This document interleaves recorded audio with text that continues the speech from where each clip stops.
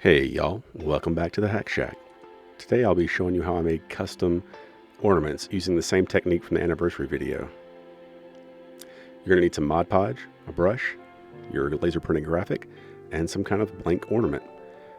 You can get these blank ornaments at places like Michael's.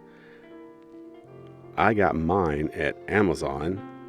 The main thing you want to pay attention to is the size there, or you can measure them, or you could maybe cut some circles out of your own wood if you want.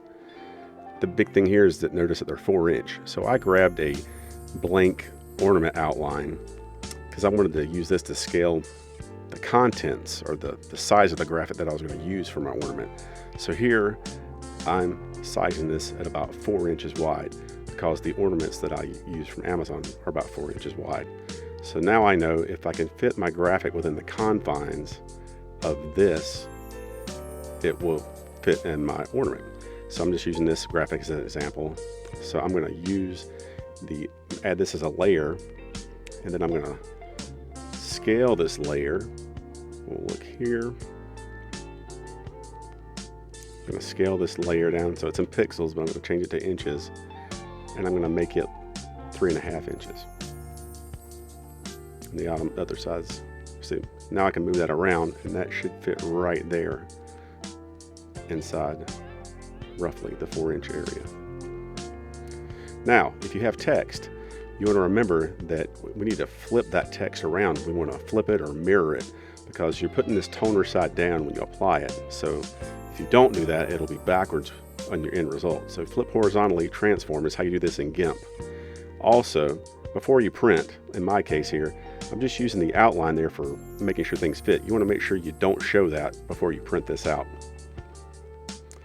So once you get your graphic printed out, you want to cut it out, get your blank ornament. You're going to apply a nice even coat of Mod Podge down on that.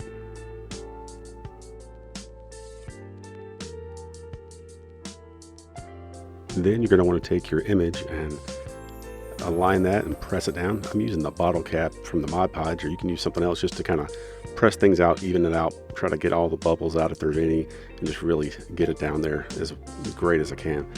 Then, instead of waiting like with the anniversary gift, you can use a hair dryer here. Once you get it pretty dry, you can move on to the next step, which is going to be adding a little water, and then you're just going to start doing the rubbing here.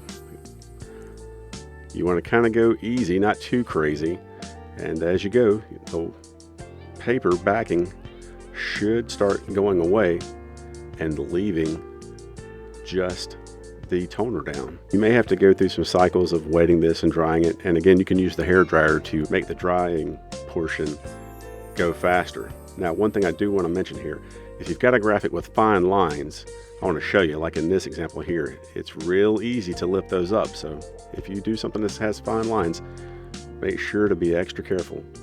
Now, once you get all your paper backing off to your level of satisfaction, you're ready for the next step, which is to take that dried ornament that you've cleaned off and you want to apply a coat of Mod Podge. And you may want to end up applying multiple coats, but you want to apply a coat and hit it with the hair dryer, and it'll start getting more transparent.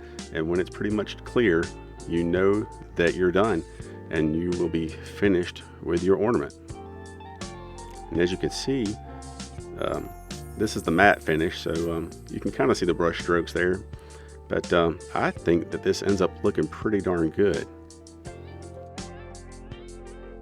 I ended up giving this to my mom. She seemed to like it a lot, so that was pretty fun.